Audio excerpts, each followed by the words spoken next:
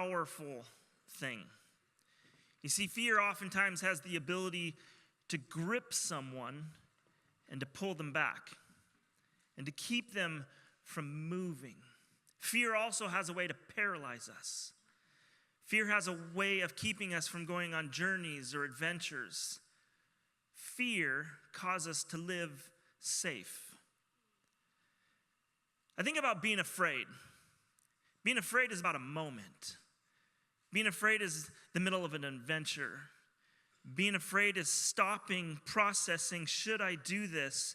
And then deciding to, I need to continue to move forward. When you're afraid, you can push through that.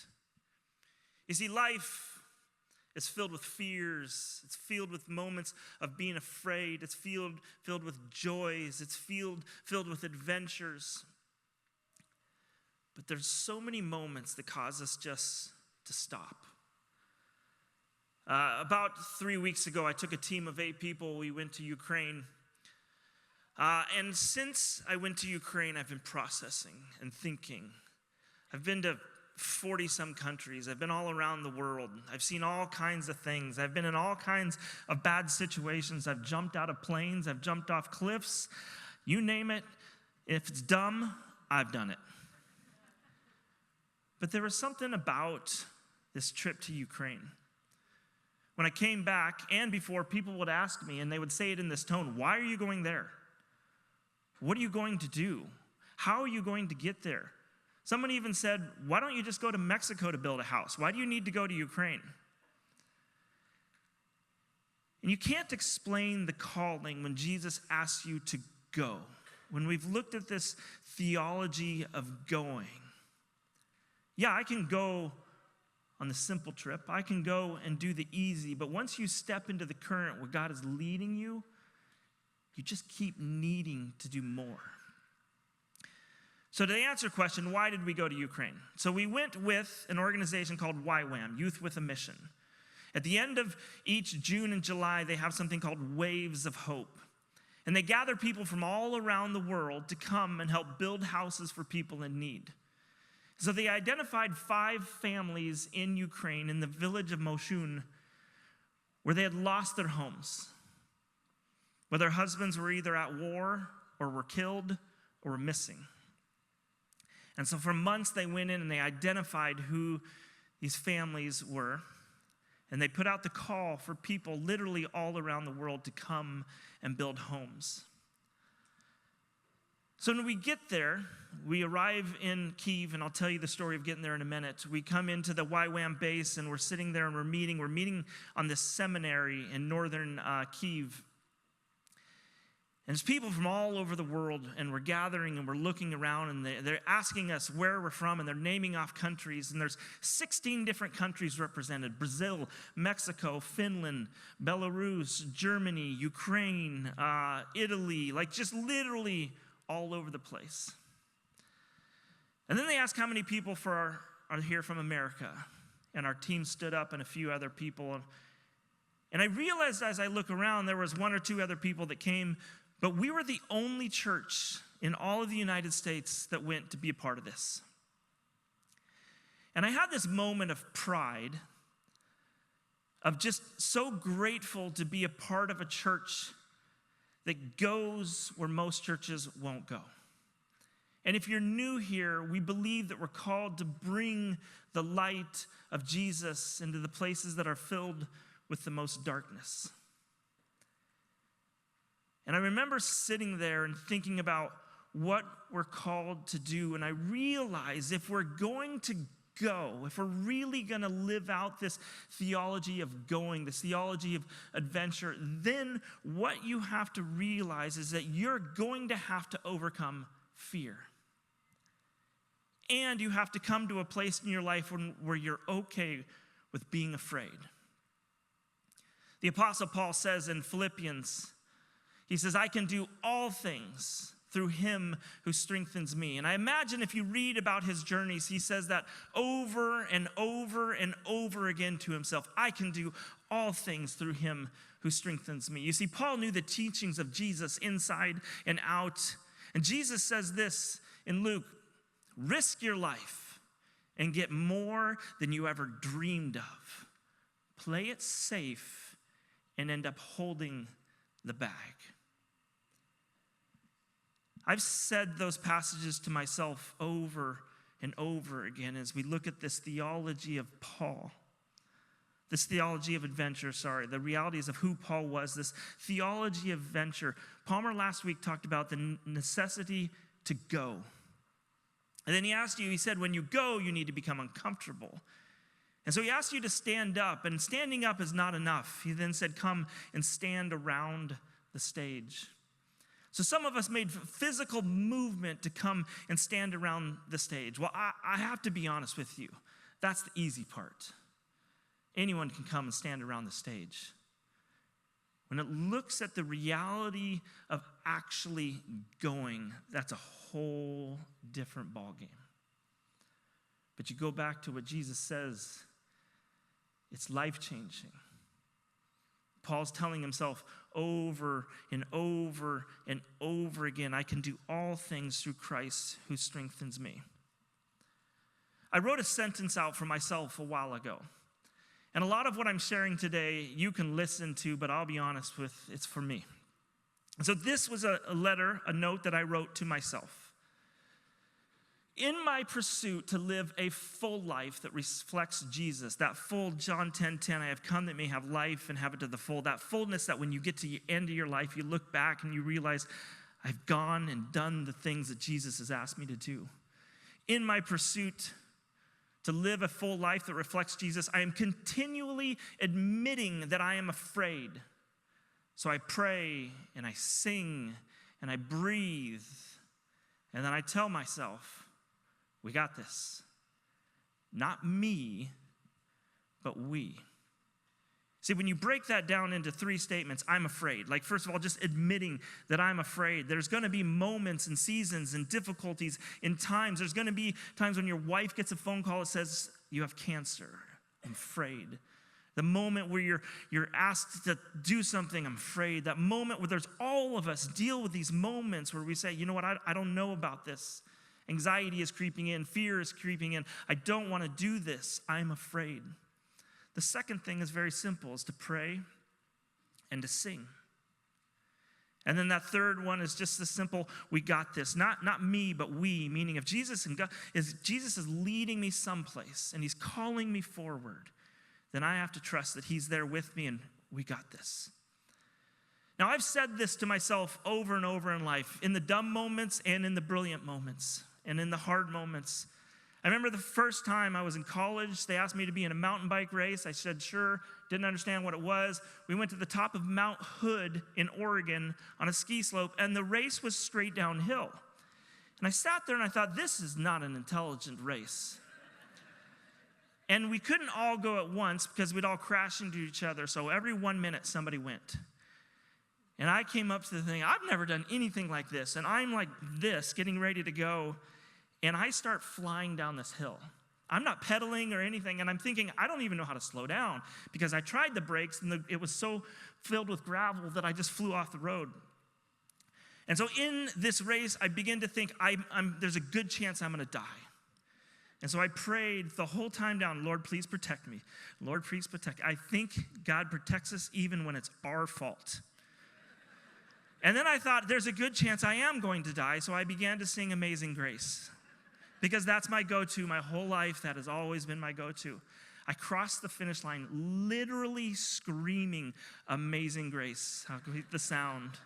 And people are looking at me, and I got off, and I'm like, I will never do that the rest of my life. Pray and sing. On Wednesday, I had lunch with my friend across the street, and I just was so heavy. It was just such a hard couple weeks as you're processing the realities of Ukraine, you're coming back to the realities of America, and the hardness of trying to build what we're building downtown Chandler.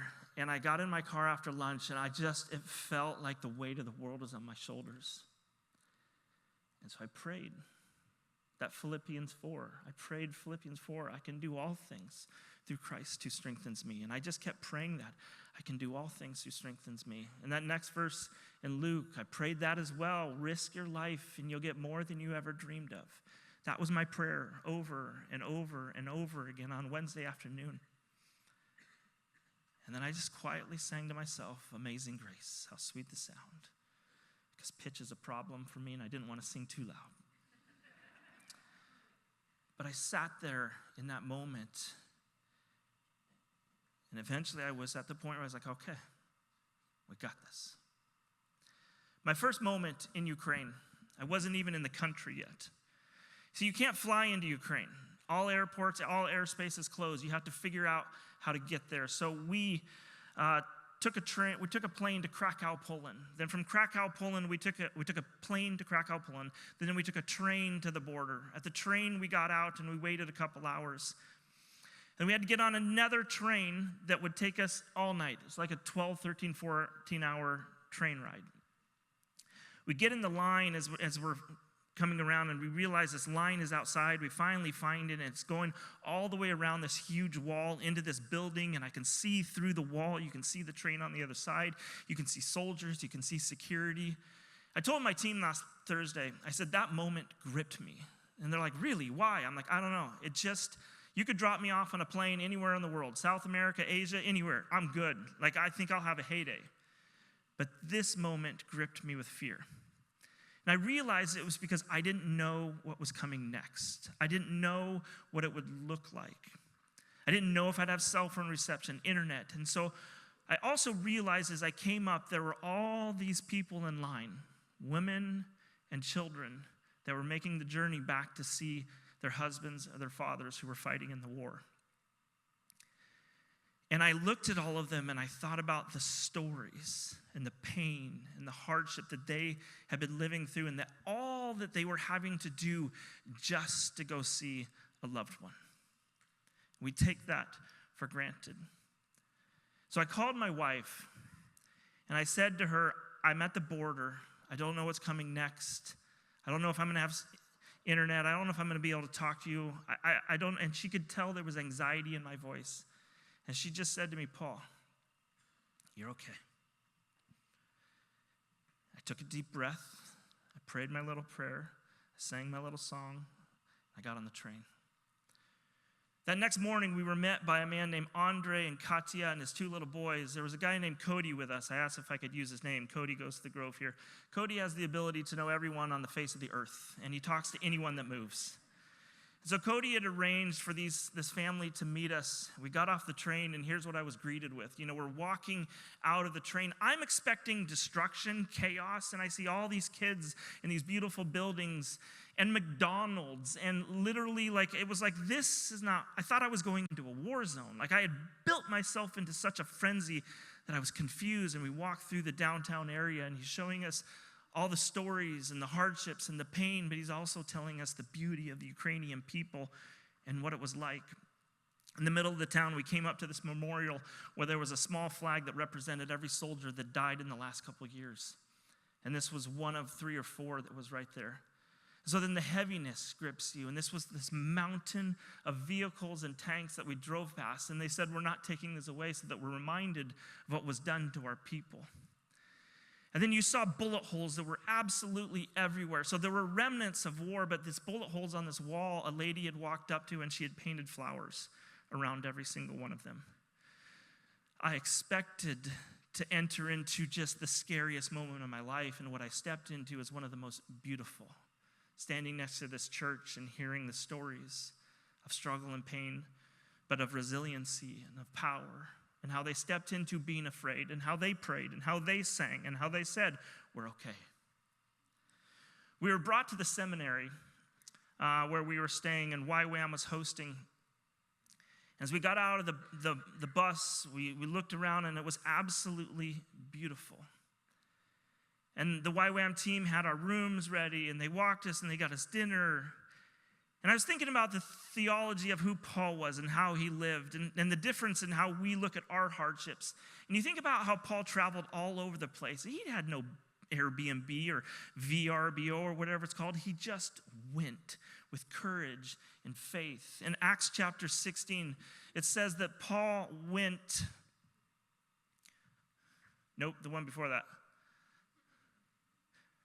I think that's it. From Troas, we put out to sea, This is Paul and Silas. And we sailed to Samothrace, whatever. And the next day we went to Neapolis. From there we traveled to Philippi, a Roman colony, and the leading city of that district of Macedonia. And we stayed there for several days. You see, Paul was going from place to place to place. It's like he could never sit still. But I think the reality of it is the more Paul traveled, the more of the beauty that he saw of God's creation. And the more that calling came to bring the story and the truth of Jesus to everyone around him. Sorry, go to that next passage in the Acts chapter 16. It says, on the Sabbath, Paul then, they went outside the city gate to the river where we expected to find a place of prayer, and we sat down and began to speak to the women who gathered there. And one of those listening was a woman from the city of Thyatira named Lydia, a dealer in purple cloth. She was a worshiper of God. The Lord opened her heart to respond to Paul's message. When she and the members of her household were baptized, she invited us into her home. If you consider me a believer in the Lord, she said, come and stay at my house. And she persuaded us. That overwhelming love of being welcome in puts all of your worries and struggles at ease. Our hosts were Lydia and Mihai, 26, 27-year-old, probably some of the strongest, most powerful Christians I've ever met in my life. They're part of the YWAM team. They invited us in, and they brought us into their place, and they said, here's what we're going to be doing. And so on Monday, we started construction. They said, breakfast is at 7, devotions at 7:30, construction starts at 8, and you're going to go till 7 p.m. And I'm like, there's no way our team's going to make it to 7 p.m. We're all going to die. There's 2 of us that had done construction. The rest of us were beautiful and amazing people, but that was a long work day. And so we started building this home for this family, for this lady named Yuba and her daughter Anna and her little boy. This is Yuba here. And this was this strong, powerful Ukrainian woman. And as we're building all day long, she's coming to us and she's bringing us food. She's bringing us coffee and tea, and she's putting in sugar and cinnamon and all kinds of things in this. And it was just this heavy, hard, fulfilling day of work. And she would come every now and then. She'd grab the hammer. She'd start swinging away, and you'd try to tell her no. And you realize very quickly you'd never say no to her in your life. And so in 2 days, we had the house almost fully standing. But I was standing with Yuba, and I was asking her what it was like when the war started. Like, because she was so filled with joy.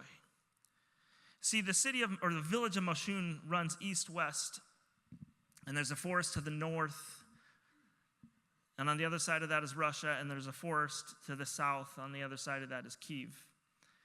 She said we were standing in the village, and we heard that something was coming. She said, and so we were all kind of looking out, trying to figure out what was going on, and all of a sudden 3 Russian helicopters came over. She said they were right above us, and they started shooting all the civilians and the livestock and the churches and the buildings. And she said we ran. So they ran into this root cellar, and we went down into this. It was unbelievably small. It's maybe this big right here. She said there were 12 of us in there for 2 days, waiting. Her wife, or her daughter, was 3 months before her baby was due. She was forced into labor. Her son was born with special needs because of that. I mean, it's just story after story of, She said the Ukrainian Special Forces finally came in, said you have 10 minutes to leave. I said, did everyone leave? She goes, no, not everyone. She said that everyone that stayed was killed. And then she would say, do you want some more coffee? Can I get you some more food? Are we done building yet? Let's get back to work. So much pain, so much hardship, so much joy, so much hope. You see, life can turn quickly. Like on a dime, everything that you think about and care about can change. In Acts chapter 16, verse 16, it It says once Paul and Silas, again, this is continuing with that story. Once when we were going to the place of prayer, we were met by a female slave who had a spirit by which she predicted the future. She earned a great deal of money for her owners by fortune telling. She followed Paul and the rest of us shouting, "These men are servants of the Most High God who are telling you the way to be saved." So evil recognizes beauty and starts screaming to everybody, "Hey, these guys got it right." She kept this up for many days.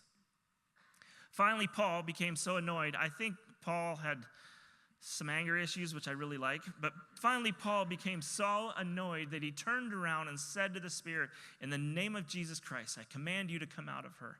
And at that moment, the spirit left her. When the owners realized that their hope of making money was gone, they seized Paul and Silas and dragged them into the marketplace to face the authorities. They brought them before the magistrates and said, "These men are Jews, and they are throwing our city into an uproar."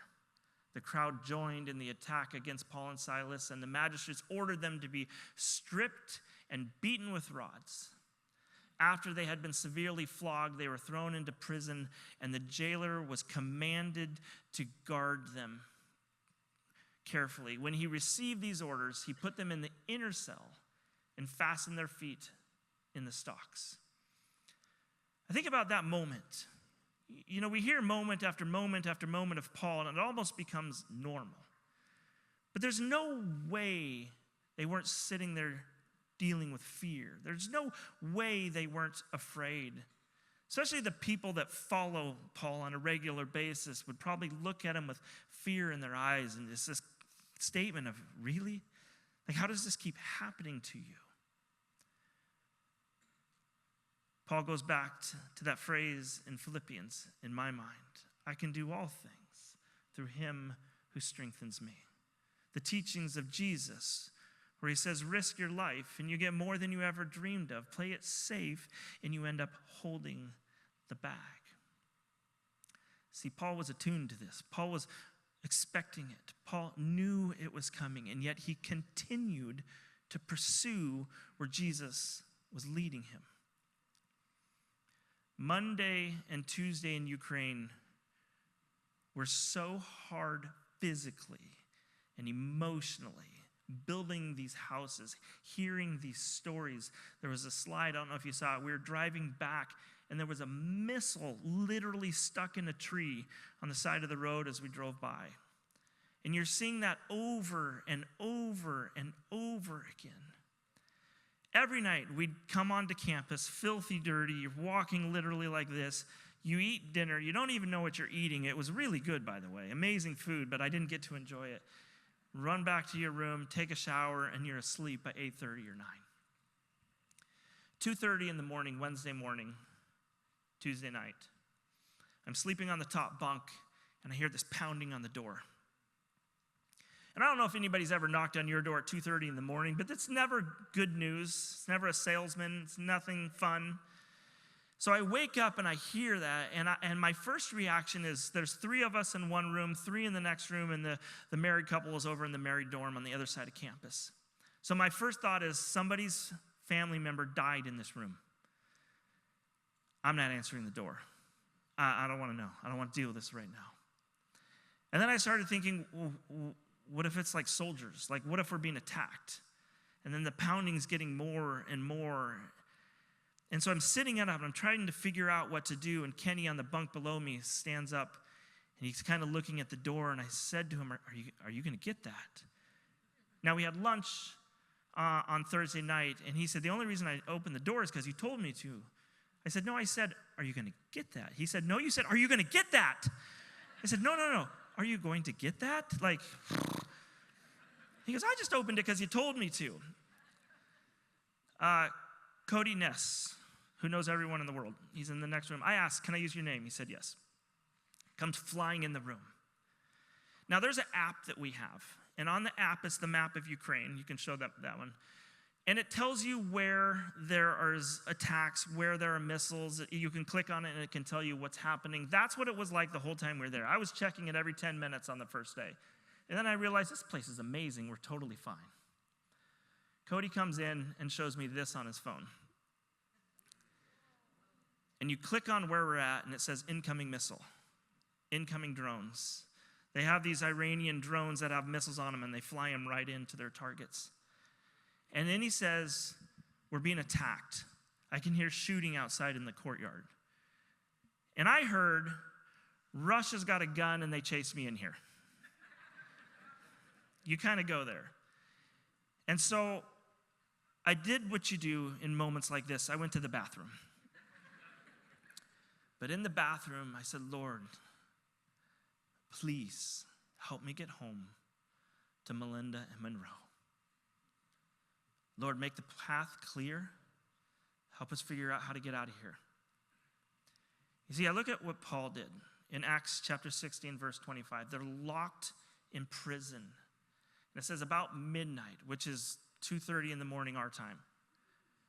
Paul and Silas were praying and singing hymns to God. One of the translations says Paul and Silas were praying and singing a robust hymn to God. And the other prisoners were listening to them, praying and singing. So we come back together. We're trying to figure out what to do in the room. And we start processing. So we text Mihai. Mihai's our leader. I said, Mihai, where are you? He says, I'm in the bomb shelter. Should we come? Up to you. Well, up to you is a horrible advice. Here's the problem.